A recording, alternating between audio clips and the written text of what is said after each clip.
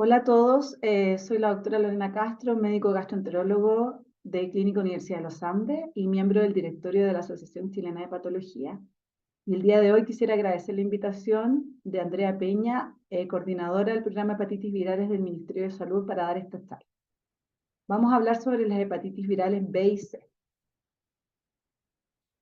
A modo de introducción, recordar que las infecciones crónicas por los virus hepatotropos pueden generar síntomas que no están solo limitados al hígado.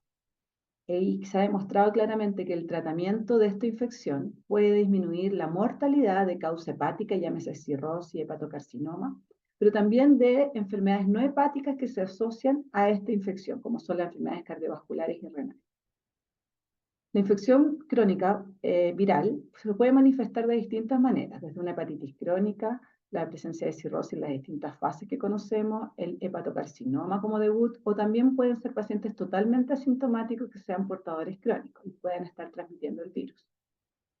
De acuerdo a las metas de la Organización Mundial de la Salud, los objetivos son para el año 2030, como se señala aquí, poder reducir la incidencia de hepatitis B y C en un 90% y reducir la mortalidad de ambas infecciones en un 65%. Todavía estamos lejos de ello y por eso es que necesitamos seguir trabajando. Hablemos un poco del virus de la hepatitis B, este virus ADN, ¿cierto?, que se incorpora al hepatocito y al material genético del hepatocito. Es un virus 100 veces más infeccioso que el virus del VIH. Chile es un país que tiene una baja endemia, o sea, una prevalencia de menos de 0,5%, pero en distintas poblaciones esta prevalencia puede ser mayor. En población migrante, recordemos que nuestro país, así como muchos países de Latinoamérica, está recibiendo una población migrante cada vez de forma mayor, y esta población migrante se embaraza y el embarazo se transforma en una condición de riesgo, que lo veremos a continuación. Se ha visto que la población migrante, la prevalencia de esta infección puede llegar a ser hasta 2,7%. Este virus tiene dos grandes vías de transmisión, la vía sexual, que se ve en transmisión horizontal, ¿cierto?, por accidentes laborales en personal de salud, y cuando es esta la vía de transmisión en la adultez, el riesgo de hacer la infección crónica es más o menos del 5%.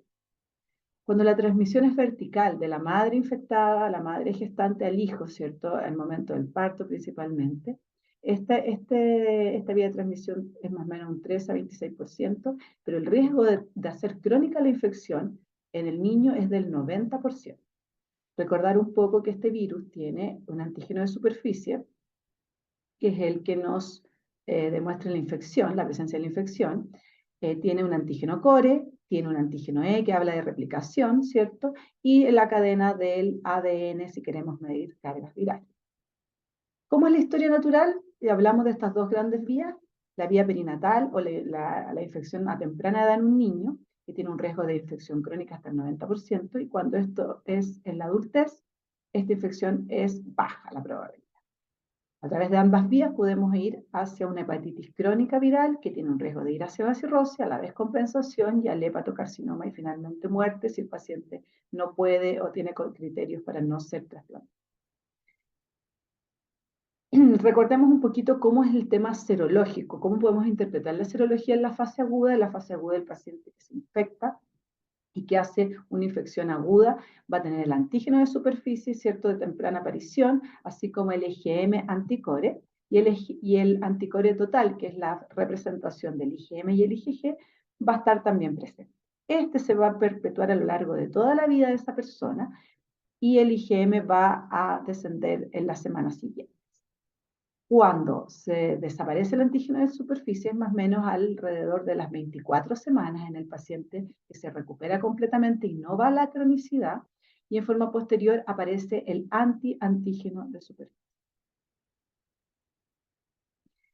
¿Qué ocurre cuando la infección se hace crónica? Nuevamente estamos en la fase donde el paciente se infecta, está el antígeno de superficie presente, ¿cierto? Y aparece el IgM anticore que luego de un par de semanas va a desaparecer, pero el paciente se queda con el antígeno de superficie en forma permanente con él y el anticore total. Este es el curso del CRO. Entonces, para interpretar esta serología, volvemos a recordar, entonces, aquel paciente susceptible va a ser aquel paciente que nunca ha tenido la infección, en el fondo que tiene un antígeno de superficie negativo, que no tiene anticuerpos para defenderse, que tiene antígeno de superficie negativo, que no ha estado expuesto al virus. El paciente, en el fondo susceptible, tiene todas estas serologías negativas. El paciente que ha sido vacunado no va a tener antígeno de superficie porque no tiene infección, va a tener antiantígeno de superficie, que es el anticuerpo que se produce, ¿cierto?, frente a la vacuna, y no va a tener anticore total. En cambio, si el paciente tuvo la infección y se curó, no va a tener antígeno de superficie porque no tiene la infección actual, va a tener el antígeno de superficie que señalamos que se produce una vez que se cura, junto con un anticore total, que va a hablar de que este paciente estuvo expuesto al virus. Si el paciente está con la infección aguda, va a tener el antígeno de superficie, va a tener el antiantígeno de superficie negativo, porque todavía está con la infección, y va a tener el IgM positivo. Por tanto, va a tener el anticore total positivo por su fracción IgM. Y si el paciente tiene una infección crónica, va a tener el antígeno de superficie positivo, no va a tener todavía el antígeno de superficie, y va a tener también positivo, por supuesto, el IgG anticore total.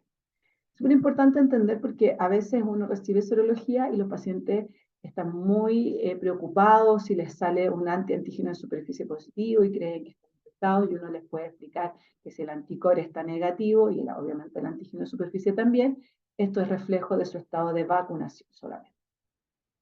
Bueno, volviendo a la hepatitis B y recordando que Chile es un país con una baja endemia, y que en nuestro medio la vía de transmisión principal es la horizontal, eso nos permite reforzar el hecho de que la mayoría de nuestros pacientes infectados van a ir a la resolución, a la curación y no van a quedar crónicos. Sin embargo, como comentamos anteriormente, ha habido un aumento en la incidencia de esta infección por globalización, por migración de otros países de Latinoamérica y del Caribe, ¿cierto?, cercanos a Chile, que hacen que podamos llegar a tener mayores endemias, principalmente por personas provenientes de Haití, Colombia, Venezuela, entre otros. Sin embargo, la buena noticia es que tenemos una vacuna altamente efectiva, ¿ya? Este es a modo de recordatorio cómo hacemos el diagnóstico. Recordar que el antígeno de superficie reactivo nos va a confirmar la infección. En Chile, estos casos positivos son enviados por el laboratorio donde se realiza al Instituto de Salud Pública, así que un par de semanas después podremos tener la confirmación en el caso que así sea de este examen, y recordar que como en nuestro medio esta infección es generalmente por vía horizontal a través de la vía sexual, debemos descartar otras enfermedades de transmisión sexual como pueden ser VIH, la sífilis y el virus C, así que debemos testear a nuestro paciente. Todo paciente que tenga una infección por virus B debe ser notificado, hay formularios, ¿cierto? Debemos hacer la notificación obligatoria, que es una enfermedad de notificación obligatoria. ¿Cómo podemos ver a los pacientes en la fase de la infección aguda? Aquí existen unas pruebas hepáticas, ¿cierto? El paciente va a estar cursando clínicamente una hepatitis, puede estar con una hepatitis ictérica o anictérica, con transaminitis, ¿cierto? Y con distintos grados de severidad. Según cada paciente, incluso sabemos que hasta un 1 o 2% de estos pacientes pueden hacer una falla hepática fulminante. Por tanto, un paciente con una hepatitis aguda por virus B debe ser seguido, ¿cierto?, hasta ver que se vaya mejorando, que las pruebas hepáticas vayan mejorando, con controles regulares. Aquí también demostrarles que el IgM anticore va a estar positivo en esta fase de la infección aguda, como vimos en el gráfico anterior. ¿Qué pasa en la infección crónica? Este paciente puede ser un paciente totalmente asintomático, que tenga algún síntoma inespecífico, que sea estudiado por dermatólogos, por reumatólogos, por artritis, recordemos de las otras manifestaciones extrahepáticas de estos virus. Puede tener daño hepático crónico, compensado, descompensado en hepatocarcinoma. Y sus pruebas hepáticas pueden estar absolutamente normales, como sale en estas pruebas hepáticas que señalamos acá, o puede tener algún grado de transaminitis que puede ser muy leve, o incluso podemos estar frente a un paciente que debuta con un hepatocarcinoma, que siempre también debemos pedir estos tipos de pruebas. Entonces vamos a evaluar las pruebas, vamos a evaluar una ecografía abdominal que nos va a servir bastante para ver si hay signos de cronicidad, daño hepático crónico. Y por definición, este antígeno de superficie de más de 6 meses nos va a hablar de la condición de cronicidad. Recordar que la infección crónica no solamente debemos hacer la notificación obligatoria por el formulario ENO, sino que una infección crónica por el virus B debe ser evaluado, ¿cierto?, a nivel secundario y terciario por los programas porque tiene cobertura GES, su evaluación y tratamiento. Es compleja la fase crónica, hay distintas fases dentro de la etapa crónica del virus B que han ido cambiando de nombre, que tienen que ver si uno debe evaluar si hay transaminitis, cómo está la carga viral, qué tanta necroinflamación hay en el hígado, cómo está la presencia del antígeno E, el anti-E, para definir si el paciente va a necesitar o no tratamiento. Y eso es realizado por los subespecialistas y los especialistas de gastroenterología.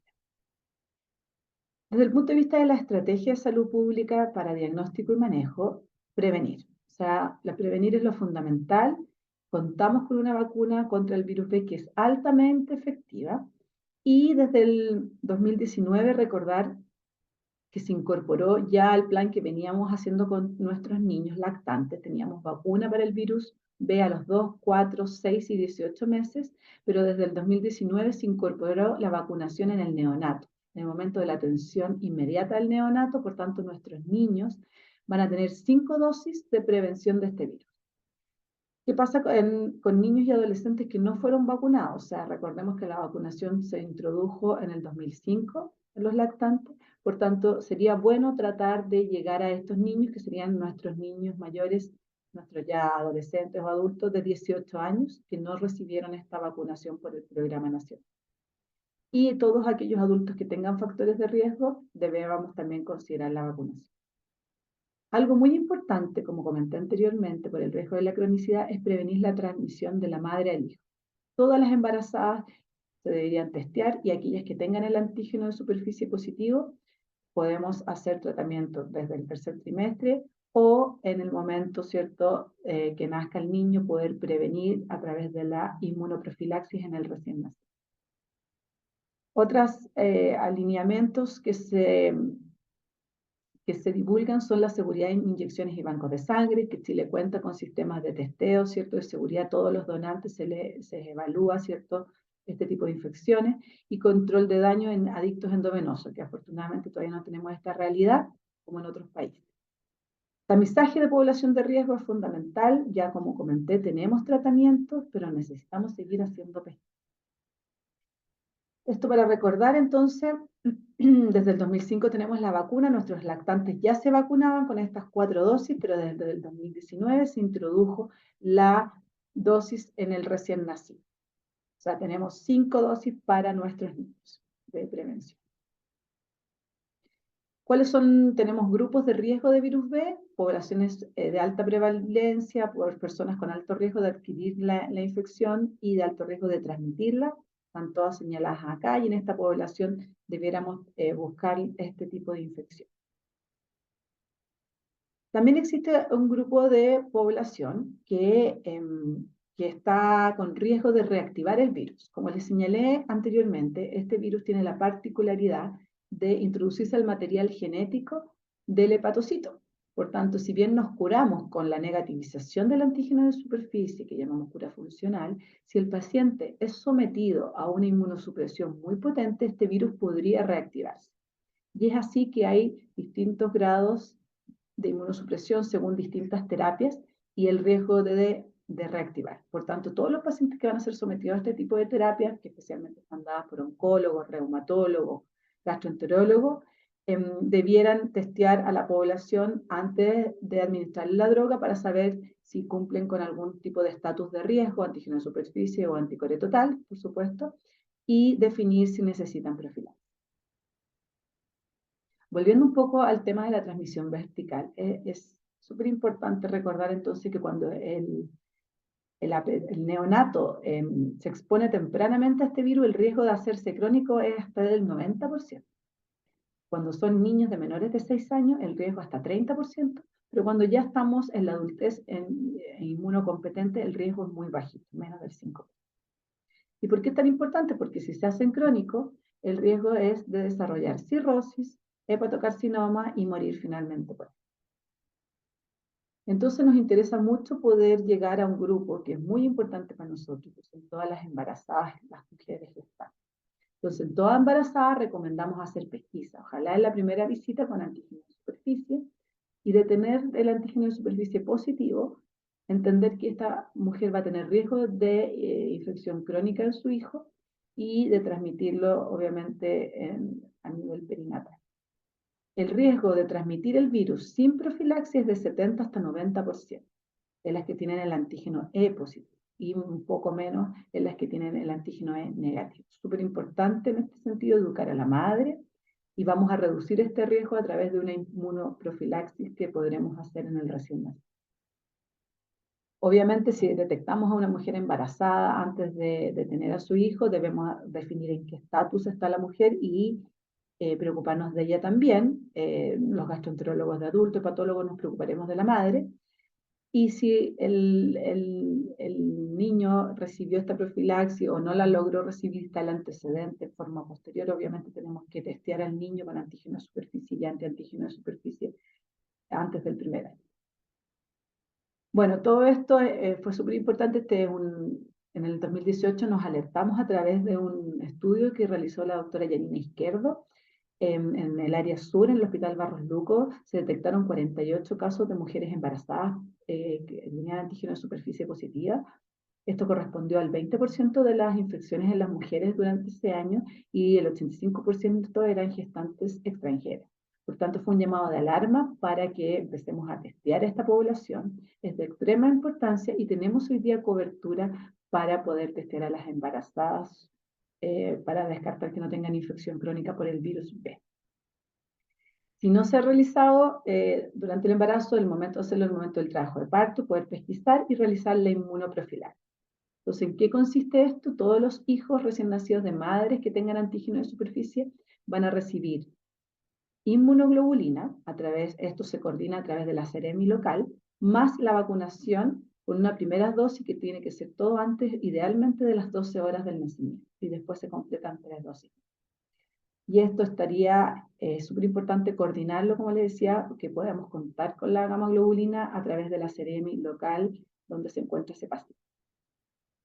Vamos a hablar un poquito ahora del virus C. Recordar que este virus también tiene una baja prevalencia en Chile. El genotipo más común es el 1B. Y las vías de transmisión son a través de transfusiones, principalmente en Chile antes del año 96, drogadicción endovenosa y menos frecuente la vía sexual. Debemos pesquisar en estas poblaciones de riesgo, especialmente drogadictos endovenosos, pacientes con VIH, portadores de VIH, pacientes en diálisis, a través de las transfusiones, población hemofílica también, y los hijos de madres con virus C. A diferencia del virus B, la infección aguda por el virus C es bastante poco frecuente porque principalmente los pacientes van a la cronicidad. Y la cronicidad a distintas etapas y pueden finalmente terminar en cirrosis y hepatocarcinoma. ¿Cómo va a ser la manifestación en el curso de su serología? Los pacientes son expuestos al virus, ¿cierto? Replican, tienen el RNA y en forma al mes aparece el anticuerpo antivirus hepatitis C que se va a perpetuar a lo largo de toda la vida. Cuando el paciente tiene la fase aguda, el RNA replica, las transaminasas, puede haber una hepatitis clínica que es poco frecuente, como les decía. La mayoría de los pacientes pasa esa primera etapa en forma asintomática y va hacia la cronicidad. Cuando tratamos este virus, el RNA se negativiza. Sin embargo, el paciente va a quedar con el anticuerpo antivirus de hepatitis C en forma permanente a lo largo de toda su vida. Entonces, como decía, en la etapa aguda se detectan síntomas solo en un 20% de los afectados. Solo un 30% de estos pacientes logran eliminar el virus, o sea, la mayoría va a la cronicidad con los distintos grados de inflamación, fibrosis, hasta llegar a otras complicaciones. Se estima que más o menos la progresión a la cirrosis ocurre en un 15 a 30% a 20 años desde el momento de la infección, y esta población tiene un riesgo de 1 a 3% anual de desarrollar un hepatocarcinoma. Recordar que esta enfermedad y su tratamiento tiene cobertura GES, que es súper importante hacer la notificación, y que los pacientes pueden ir desde pruebas hepáticas absolutamente normales, transaminitis, cirrosis, cáncer, como señalar. Debemos hacer el tamizaje, idealmente cada cierto tiempo también hay distintas campañas, también hay kits que tienen test rápidos para testear virus B, virus C y VIH, y que una vez que tengamos un anticuerpo antivirus hepatitis C positivo, estas muestras también se les hace una evaluación en el Instituto de Salud Pública, donde se testean a través de técnicas de biología molecular para determinar la presencia del RNA. Y que cuando el paciente es tratado, como les señalé anteriormente, con terapias hoy día altamente eficaces, son drogas, los pacientes pueden recibir un comprimido al día de una pastilla, ¿cierto?, que va a permitir en 3 meses que se cure absolutamente en un 90% de los casos, un 95% de los casos, y con prácticamente ningún efecto adverso, por lo tanto tenemos tasas de curación altísimas. Y eso lo evaluamos 3 meses después de finalizado el tratamiento con una carga viral que va a informar negativa. Y como les decía, este anticuerpo queda por toda la vida, pero con la carga viral negativa el paciente se considera curado. Existen protocolos, el Ministerio de Salud tiene esto totalmente protocolizado, ¿cierto? Frente a la presencia de un anticuerpo positivo, tenemos la confirmación con el RNA. Hoy día una evaluación inicial se cuenta con FibroScan a lo largo de Chile, que son métodos para evaluar fibrosis de forma no invasiva. Se le hacen una evaluación al paciente de función renal, interacciones que puedan tener con otros fármacos, pero hoy día básicamente tenemos un tratamiento asegurado que es por 12 semanas. Y podemos evaluar carga viral o PCR, ¿cierto?, a las 12 semanas post tratamiento y definir si el paciente fue realmente curado. Ahora, si el paciente tiene el virus C, pero es detectado en fase de cirrosis, por supuesto que ese paciente debe cumplir con una línea de manejo y seguimiento distinto, porque el paciente ya tiene cirrosis, independiente que el virus sea tratado, debe seguirse buscando el HCC y las guías generales de cirrosis deben ejecutarse en ese paciente. Dentro de las poblaciones de riesgo del virus C, hay poblaciones que son, dependiendo de sus conductas de riesgo en otras poblaciones como todos aquellos pacientes que tengan contacto a través de la sangre, en la hemodiálisis, punciones, accidentes cortopunzantes, las madres que tengan virus C, personas que estuvieron encarceladas, son grupos también de riesgo, potenciales receptores de transfusiones de hemoderivados o trasplantes, especialmente antes del año 96, y otras condiciones. Estas son todas poblaciones de riesgo. ¿Qué tenemos en Chile? Tenemos un tamizaje universal a nivel primario a todo aquel paciente que sea mayor de 45 años y que tenga alguno de estos factores de riesgo. Que haya recibido en Chile una transfusión de hemoderivados o un trasplante de órganos sólidos antes del año 96. Que tenga cirrosis hepática de cualquier etiología. Que sea hemofílico expuesto, por supuesto, a transfusiones de hemoderivados, que esté en diálisis. Un paciente que tenga elevación persistente de transaminasa, que tenga coinfección con el virus del VIH o que sea usuario de drogas endovenosas. Así como también aquel que haya tenido contacto epidemiológico con personas infectadas del virus C. Contamos con esto a nivel primario, así que es una muy buena noticia para que podamos tamizar a esta población de riesgo. Los últimos mensajes para la casa son, primero, alinearnos con las metas de la OMS que señalé en las primeras diapositivas. Necesitamos encontrar esta población, tamizarla, ¿cierto?, y tratarla. Tenemos tratamientos con cobertura a nivel del Ministerio de Salud en Chile, así que es una muy buena noticia. Estos tratamientos son altamente efectivos y están garantizados para los pacientes que tienen hepatitis crónica tanto B como C. Debemos hacer el tamizaje en las poblaciones de riesgo del virus C. Tenemos un tamizaje y factores de riesgo conocidos, los mayores de 45 años, ¿cierto?, y aquellos que han sido contacto, y podemos testear esta población. Y también debemos hacer tamizaje en embarazadas o gestantes que puedan tener el virus de la hepatitis B por el riesgo que tienen de transmitirlo al hijo y que se haga crónico con las complicaciones. Debemos tamizar a esta población también. Contamos con inmunoprofilaxis para el recién nacido en caso de detectarse que la madre es portadora del virus y así podamos prevenir todas las complicaciones que este niño pueda tener. Esos son los últimos mensajes y les agradezco su tiempo.